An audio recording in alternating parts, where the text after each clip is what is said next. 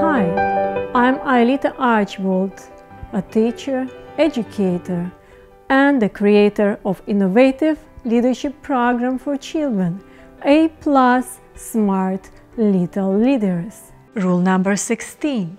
Try not to threaten your children. Instead, teach them about consequences for actions. Threats affect relationships with your child, decrease motivation and empathy, and affect trust and communication with your child. Often, we do things for others because it makes us feel good, and your children naturally want to please you. Over time, threats may affect trustful relationships with your child. It may lead children to resentment. As humans, we tend to dislike people who punish us.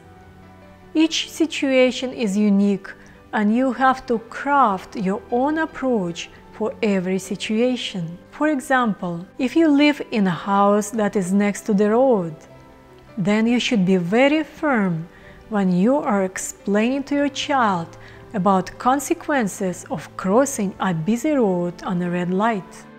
You and your child are waiting for a green light to cross the road, and all of a sudden your child pulls from your hand and starts running on the red light. What would you do? Give a lecture about danger of going on a red light? Of course not. You as soon as possible will grab your child from the road and get a better grip while holding your child's hand.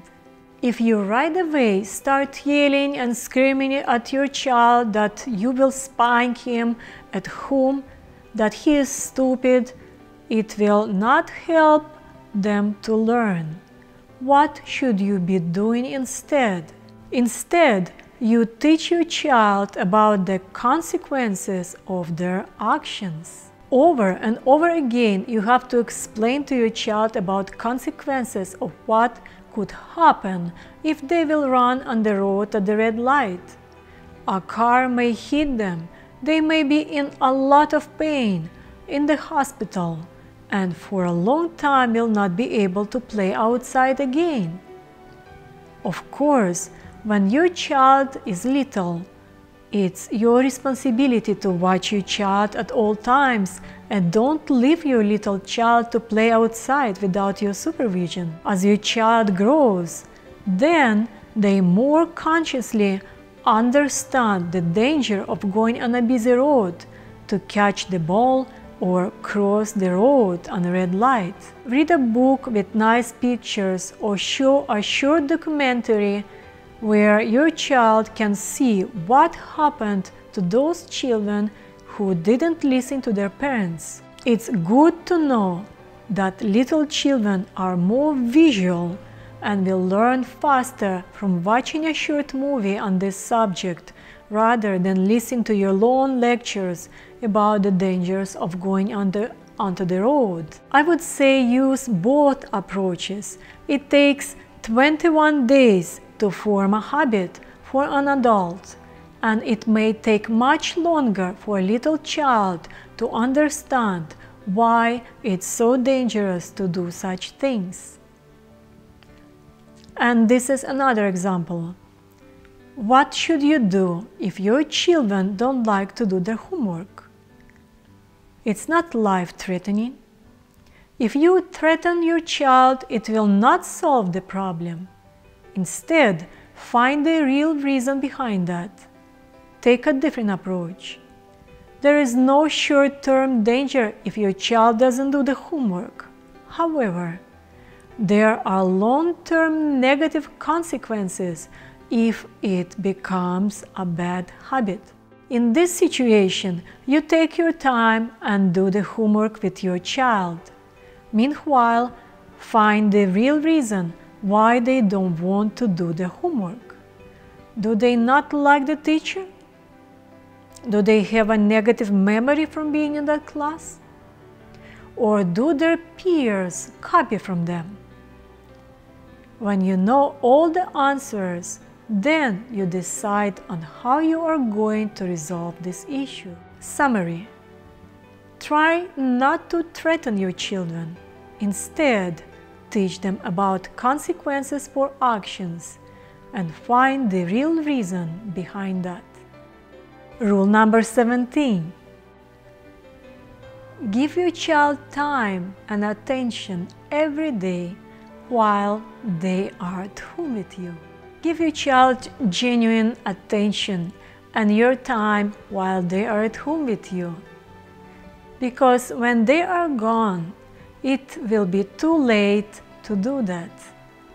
And all you will have are your good memories and disappointing memories, where you could have done better as a mother and a father, and you didn't. If you are a working mother and you return late from your work, it doesn't matter how tired you are. Over all your priorities, give attention to your children first, because everything else can wait.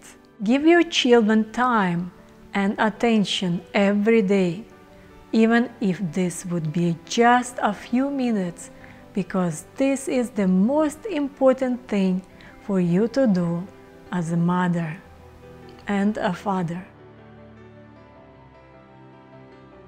Rule number 18. Try not to quarrel, argue, or fight in front of your children. It never will do anyone any good and can affect them emotionally until the rest of their life. And later in life, they subconsciously will mirror the behavior of their parents, because they will think that this is normal and part of the marriage process. I was lucky, as I grew in a perfect environment, raised by my grandmother and grandfather. I never, yes, you heard it right, never heard or saw them fighting. My grandmother was from a noble family and she never showed her negative emotions in front of me. This was the way she was raised. She had perfect control of her emotions at all times. My grandfather and grandmother were teachers. They taught deaf children to speak, and they knew sign language. If they wanted to discuss in front of me something that I was not supposed to hear, they just used sign language. And I never saw them being angry at each other. This was also a very clever way to survive living in Russia at that time. Summary: try not to quarrel, argue, or fight in front of your children. If you like the video, subscribe and share it with your friends, and give it a like, as it is a virtual way to say thank you. And of course, come to my consultations and I will work with your child so that they become confident and successful citizens. Live long, stay strong, be successful.